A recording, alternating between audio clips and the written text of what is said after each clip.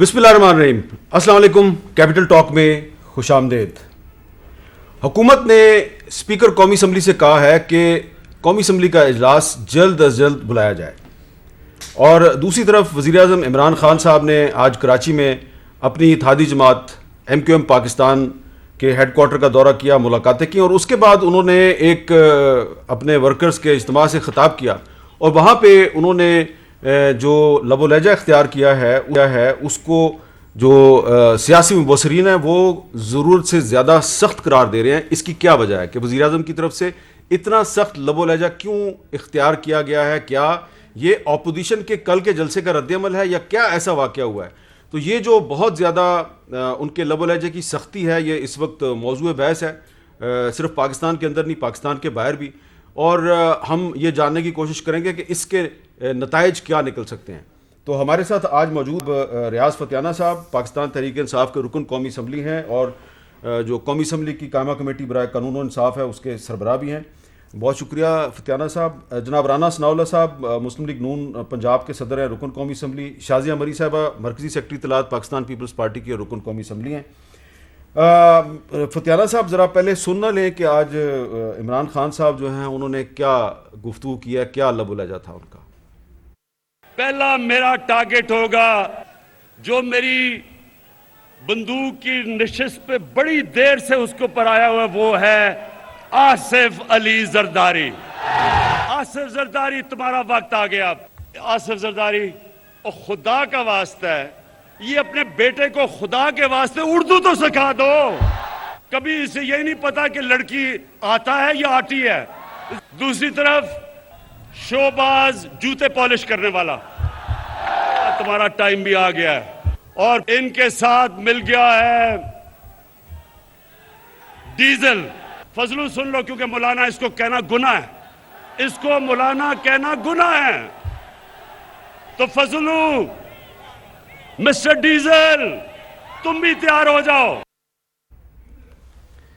تو یہ تھے وزیر اعظم اسلامی جمہوریہ پاکستان.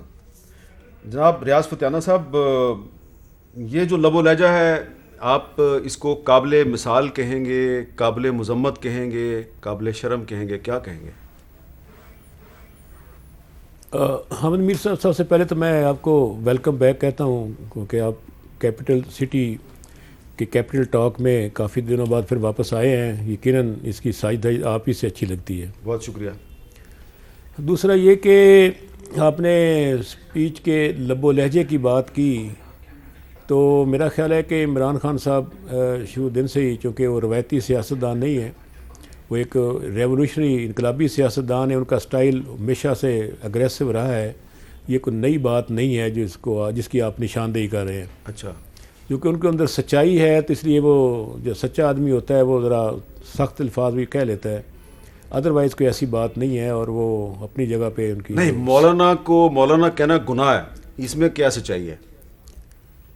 اس پہ کیا تبصرہ کیا جا سکتا ہے؟ اس پہ تو میرا خیال ہے انہوں نے جو بات کہی ہے تو وہ سوچ سمجھ کے کہی ہوگی. میرا ان کا شاید مقصد یہ ہوگا کہ مولانا صاحب کی سیاست کنٹروورشل سیاست ہے، اس وجہ سے ان کا خیال ہوگا کہ اپنی سوچ ہے نا، اس میں ٹھیک ہے. کیا تبصرہ کیا تو جا یہ سکتا ہے؟ آپ کو یہ نہیں لگ رہا کہ اس لب و لہجے سے پاکستان میں جو سیاسی اختلاف ہے یہ سیاسی دشمنی میں بدل رہا ہے، اور جو نوجوان ہیں یہ ان کے لیے کوئی اچھی مثال نہیں ہے؟ دیکھیں، سیاست میں اپنی ذاتی طور پر کہہ سکتا ہوں کہ شائستگی کی اپنی ایک قدر ہے، اور جس طرح کہ آپ خود بڑے شائستہ سیاستدان ہیں. اس پہ میں تو ڈے فرسٹ سے ہی رواداری اور شائستگی کا پرچارک رہا ہوں، اور سمجھتا ہوں کہ حکومت اپوزیشن کے درمیان معاملات پوائنٹ آف نو ریٹرن پہ نہیں جانے چاہیے، اور جہاں جہاں پاسبل ہے مذاکرات، گفتگو کا سلسلہ جاری رہنا چاہیے.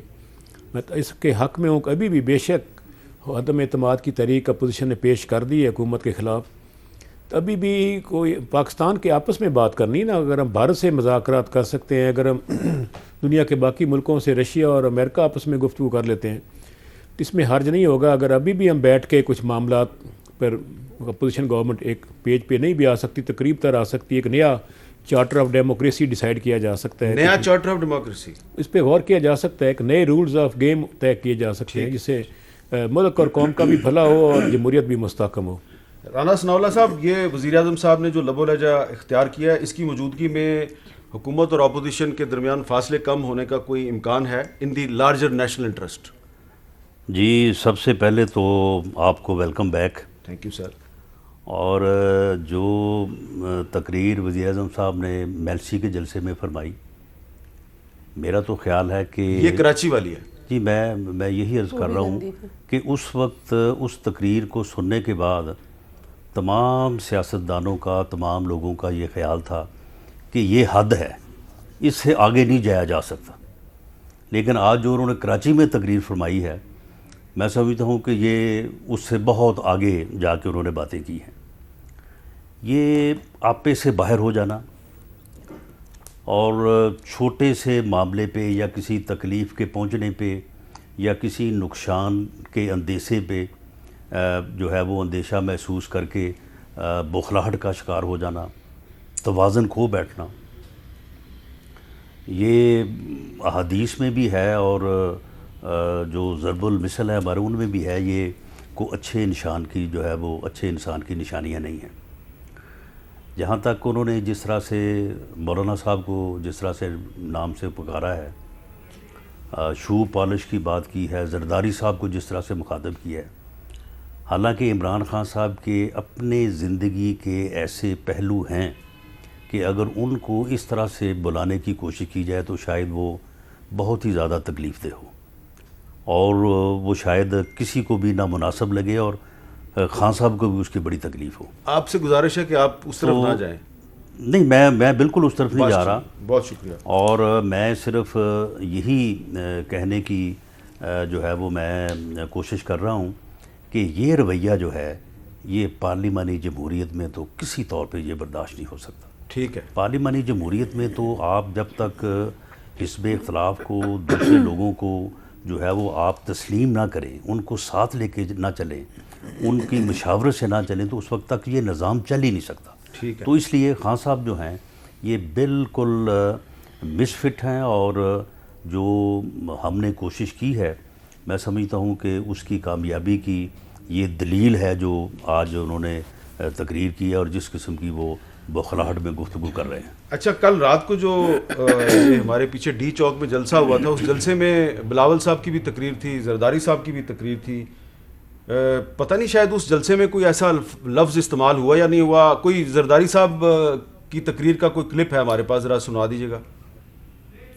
تو دوستو، اب وہ وقت آ گیا ہے کہ ہم آگے بڑھ کے اور اس ناپاک پرائم منسٹر کو نکالیں اور اس کی جگہ ہم کسی اور شریف آدمی کو بٹھائیں جو کہ ملک چلا سکے اور ہم اس کی مدد کریں. آپ کے خیال میں ناپاک کا لفظ ٹھیک ہے؟ دیکھیں، پہلے تو بہت شکریہ میر صاحب، اور میں آپ کو جس طرح کہا گیا کہ ایک بار پھر اس پروگرام کو کنڈکٹ کرنے پر مبارکباد پیش کرتی ہوں. میں سمجھتی ہوں کہ پروگرام یقیناً ایک اچھا پروگرام ہے اور اس کی بہت ویورشپ ہے، لیکن آپ کے ساتھ اس کی جو ویورشپ ہے اس کی بات ہی کچھ اور ہے. So welcome back. Thank you. تو اچھا، جو دوسری بات ہے کہ آپ نے زرداری صاحب کی تقریر سنائی. دیکھیں، ناپاک کا لفظ جو چیز جس کے اوپر آپ کو شک ہے یا پاک نہیں ہے، عمران خان صاحب کا جو ماضی ہے اس کے اندر ابھی بھی تصاویر جو سرکولیٹ کر رہی ہیں، وہ ایک خاتون ہے میکسویل، آپ کو یاد ہوگا، گسلین میکسویل، جو کہ ایک سیکس اوفینڈر ہیں، سیکس ٹریفکنگ میں وہ پکڑی گئی ہیں. ان کے ساتھ جیفری ایپسٹین جو تھے. ہو سکتا ہے زرداری صاحب کو بہت کہانیاں پتہ ہے، مجھ سے زیادہ پتہ ہے، رانا ثناء اللہ کو بھی بہت ساری باتیں پتہ ہے.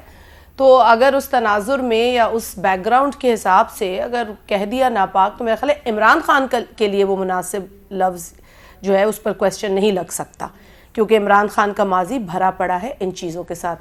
میں اس کے ماضی پر نہیں جانا چاہوں گی، وہ اس کا اپنا جو ظرف ہے یا اپنی جو بات ہے وہ خود ہے کہہ سکتے.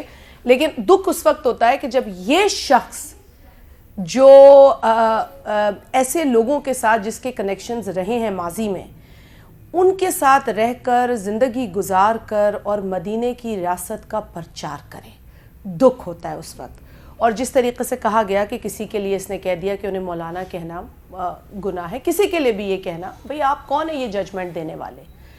ہمارا جو حساب ہے وہ اللہ تعالیٰ نے کرنا ہے. قیامت کا دن मुख्तस है, वो एक दिन रिजर्व है. नोबडी एल्स कैन जज मी या राना साहब या आपको उनके फेथ के लिए.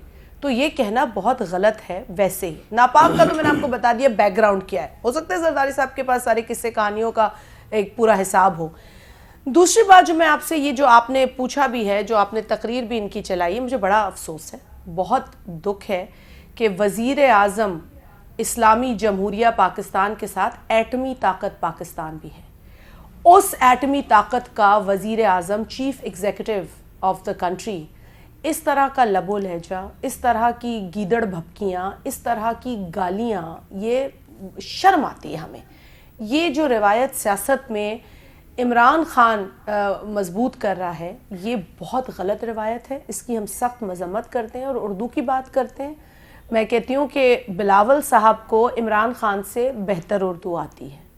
आप किसी के तलफ़ुज़ पर या किसी के एक्सेंट पर बात करें तो वो और बात है.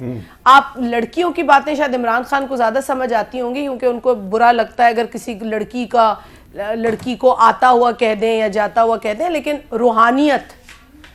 रूहानियत को मौसूफ कह चुके हैं रहूनियत. इसके अलावा इनका जो ओथ था मीर साहब, अब आप सुनाएंगे तो फिर आप पर कोई और पाबंदी लग जाएगी. आप इनका ओथ सुनाएं लोगों को.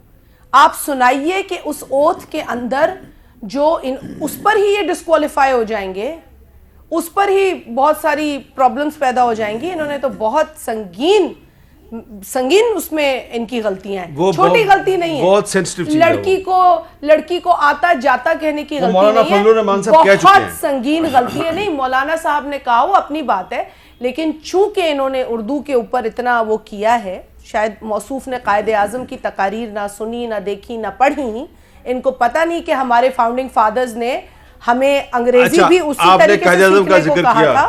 तो मैं ये जरूर याद दिलाना चाहूंगा सबको, और तहरीक इंसाफ को भी, मुस्लिम लीग नून को भी, पीपल्स पार्टी को भी, JUI को भी, जमात इस्लामी को भी, कि कायदे आज़म मोहम्मद अली जिन्ना की लड़ाई थी गांधी के साथ, नेहरू के साथ, मुल्क की लड़ाई लड़ रहे थे. कभी उन्होंने अपने सियासी मुखालिफ के बारे में ऐसी जुबान इस्तेमाल नहीं की जैसी हम एक दूसरे के बारे में. नहीं, मगर आप देखें, कराची से बिलावल साहब चले, इस्लामाबाद तक आए, आपने किसी एक शख्स के लिए उनकी जबान से गाली सुनी. आपने सुना कि उन्होंने किसी की शलवार का या कमीज का जिक्र किया या सर पे दुपट्टे डालकर लोगों की नकलें उतारी. लेकिन अब तो फतियाना साहब तो डायलॉग की बात कर रहे हैं ना. और आज तो वो बुखलाहट का शिकार जो वजीर आजम नजर आए, वो तो जो उर्दू का, अगर उर्दू इतनी उनको आती है तो ये बंदूक की नशिस्त क्या होता है?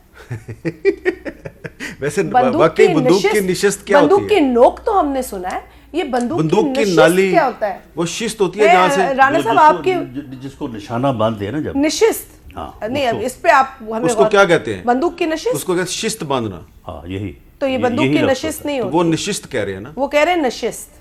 अब अगर उर्दू पे आ जाए तो मेरा ख्याल है अच्छा चले, अब हम यहाँ पे उर्दू की डिक्शनरी लेके तो नहीं बैठे हुए. अच्छा, लेकिन अब फतियाना साहब, आज वज़ीर आज़म साहब जो है वो अपनी इत्तेहादी जमात के पास गए हैं, MQM के पास. जाहिर बात है, इसलिए गए ना कि उनका ख्याल है कि शायद MQM मेरे साथ नहीं है. तो वहाँ पर मुलाकात के बाद फिर उनके जो एक सीनियर रहनुमा आमिर खान साहब, उन्होंने क्या कहा, जरा सुनो.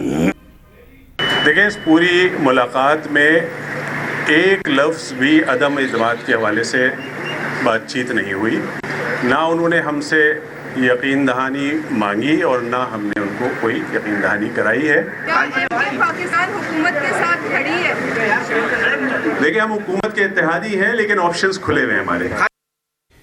फतियाना साहब, आप 3 दफ़ा पंजाब असम्बली के मेंबर रहे हैं, तीसरी दफ़ा कौमी असम्बली के मेंबर हैं, छठी दफ़ा आप मेंबर ऑफ द पार्लियामेंट हैं. आमिर खान साहब ने जो कहा है, क्या उसके बाद आपको यकीन है कि ये पार्टी आपके साथ है?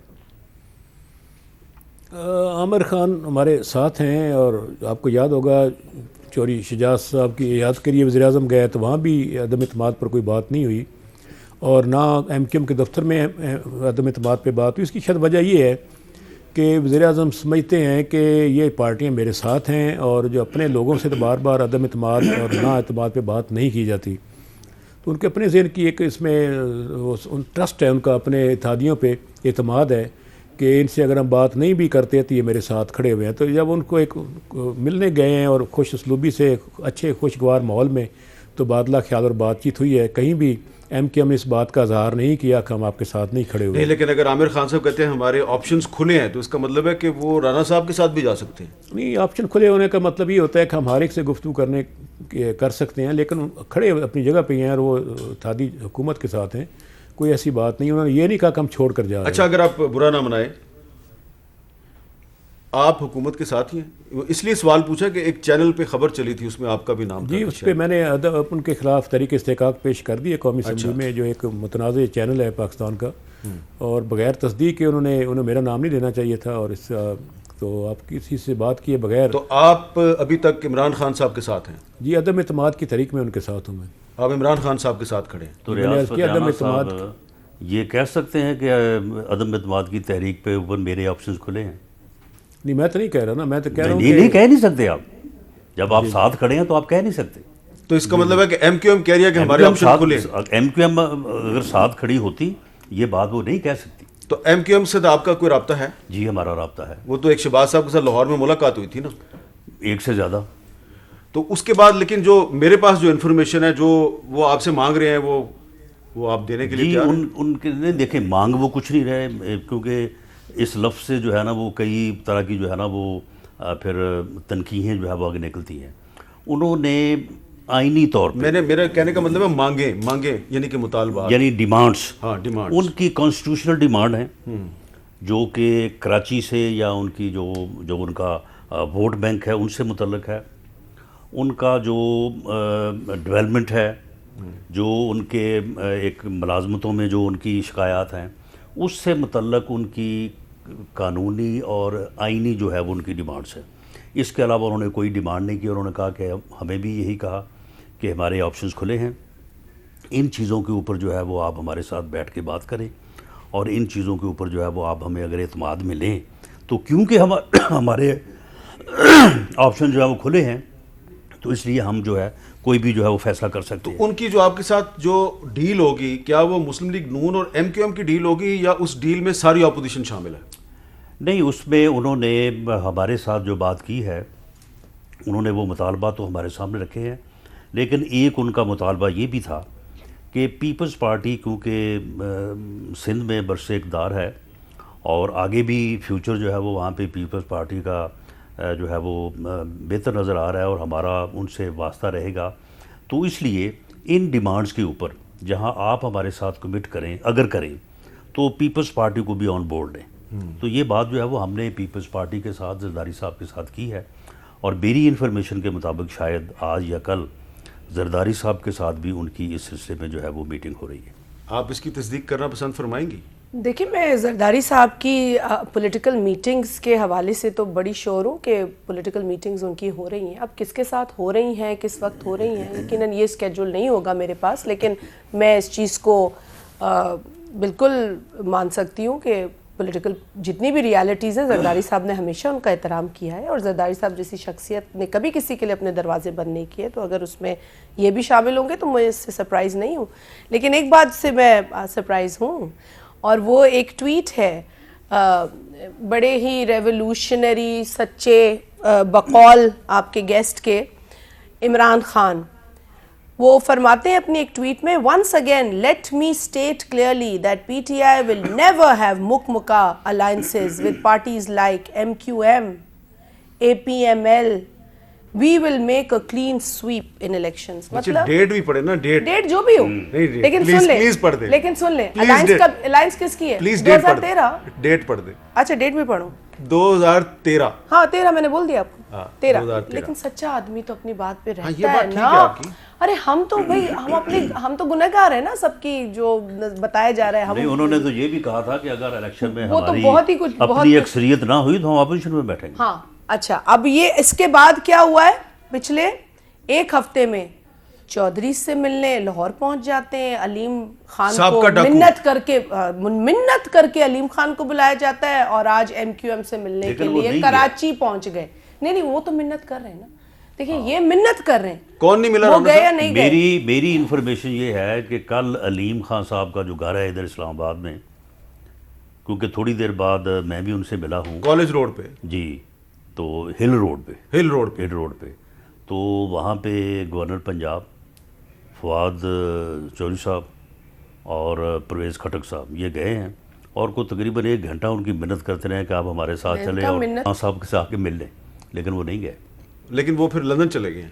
وہ لندن تو گئے ہیں لیکن بعد میں یہ ٹی وی پہ یہ چلتا رہا ہے کہ جی وہ چلے گئے ہیں اور انہوں نے. اچھا ویسے میرے پاس وجہ مجھے پتا ہے وہ کیوں نہیں ملے عمران خان صاحب کو، لیکن وہ ایک علیم خان صاحب سے پوچھ کے میں وجہ اچھا. اور بہادر تو اتنے ہیں میر صاحب کہ وہ جو شیعہ کمیونٹی، ہزارہ کمیونٹی جو جنازے لے کر بیٹھی رہی تو موصوف نے کہا کہ جی میں کسی سے بلیک میل نہیں ہوگا. بہادر تو اتنے ہیں، مطلب یہ ہے ان کی بہادری اور یہ ہے ان کی جو سچائی. آپ کہہ رہی ہیں جو الائنسز کے لیے ہزارہ کمیونٹی کی لاشوں کے باوجود نہیں ملے لیکن ایم کیو ایم کے پاس چلے گئے. نہیں میں کہہ رہی ہوں بہادر تھے نا بڑے. اچھا کہتے تھے میں لاشوں سے بلیک میل نہیں ہوں گا. مطلب دس از دا ہائٹ میر صاحب، دس از دا ہائٹ.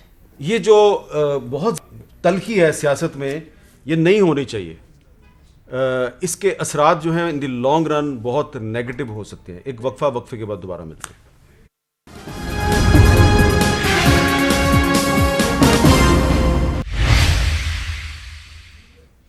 کیپٹل ٹاک میں دوبارہ خوش آمدید. کل اور پرسوں حکومت کی کچھ شخصیات یہ کہہ رہی تھیں کہ یہ جو تحریک عدم اعتماد ہے یہ دراصل ایک غیر ملکی سازش ہے. کچھ کابینہ کے ممبران جو ہیں انہوں نے ٹویٹس بھی کیں اور رپورٹڈلی میڈیا پہ کچھ ایسی خبریں ہیں کہ وزیر اعظم صاحب نے بھی یہ کہا کہ یہ غیر ملکی سازش ہے، اور کچھ وزیر تو یہ بات کھلم کھلا بھی کہہ رہے ہیں. لیکن آج کراچی میں عمران خان صاحب نے ایک نئی بات کر دی. اب وہ غیر ملکی سازش نہیں ہے، وہ کچھ اور ہو گیا. وہ دیکھیں وہ کیا ہے. عدم اعتماد کا انہوں نے اسمبلی کے اندر ہمارے خلاف درج کر دیا.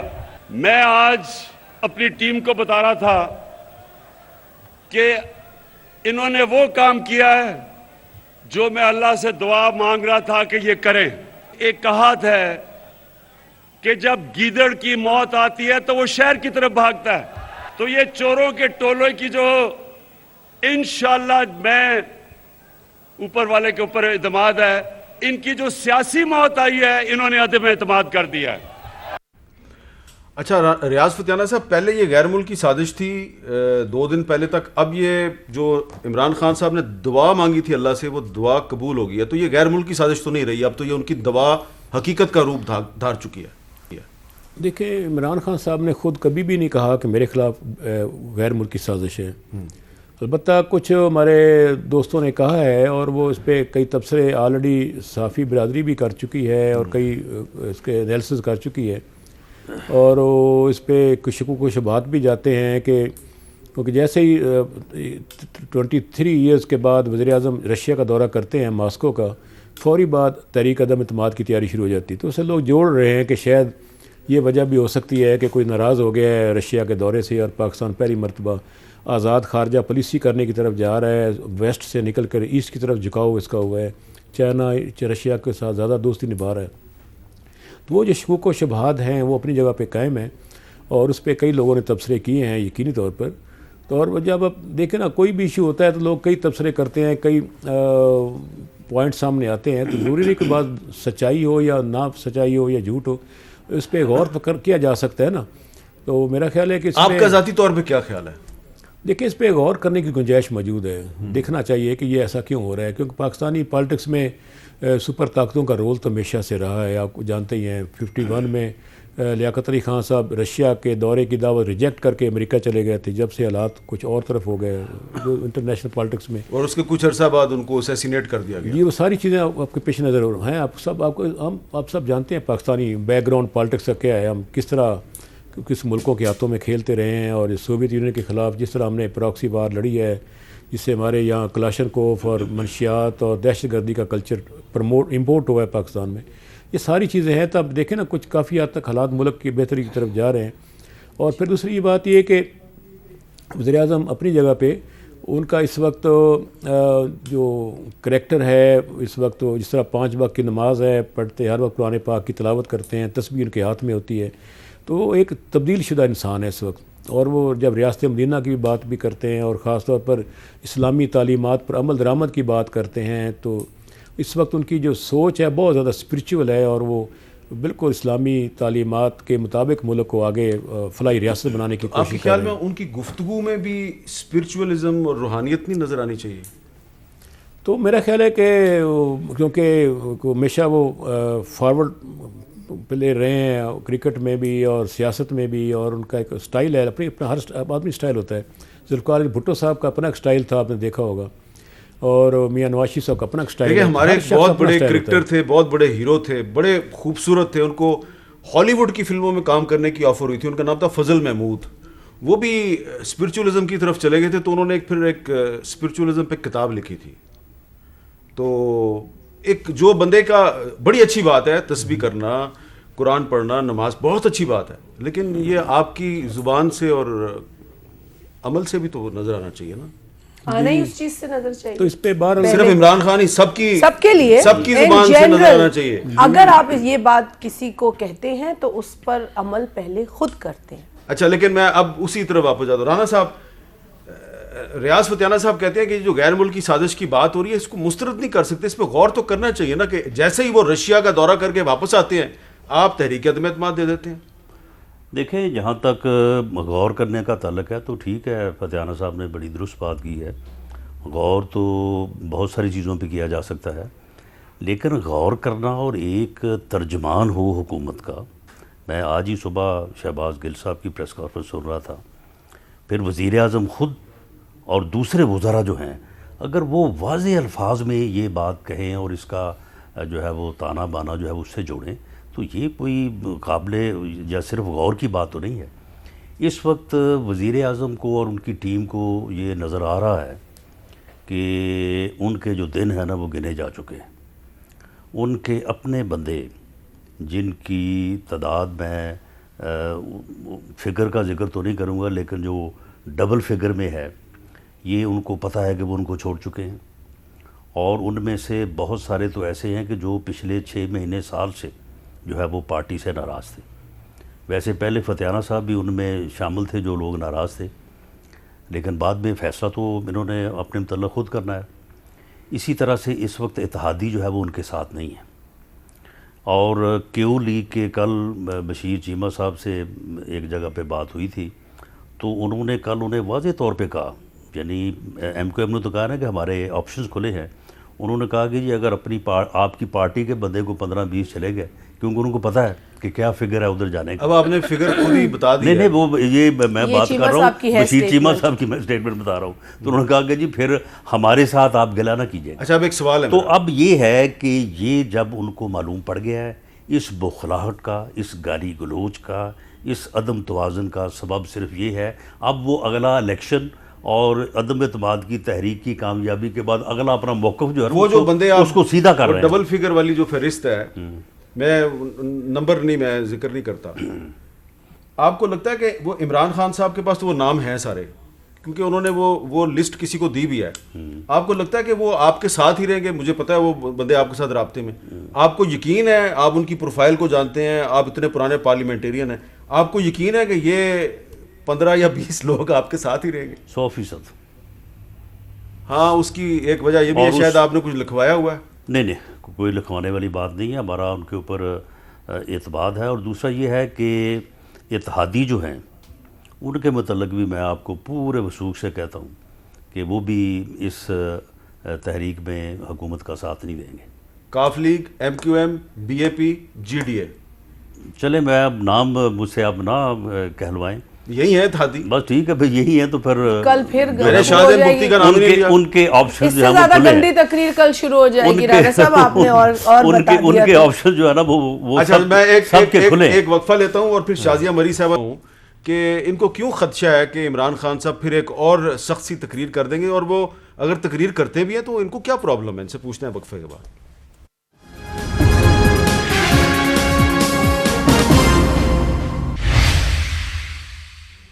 تو شازیہ مری صاحبہ، میں آپ سے یہ جاننا چاہتا ہوں کہ میں نے تو صرف ان کے اتحادیوں کے نام گنوائے، پارٹیوں کے نام گنوائے، افراد کے تو نام ہی نہیں لیے.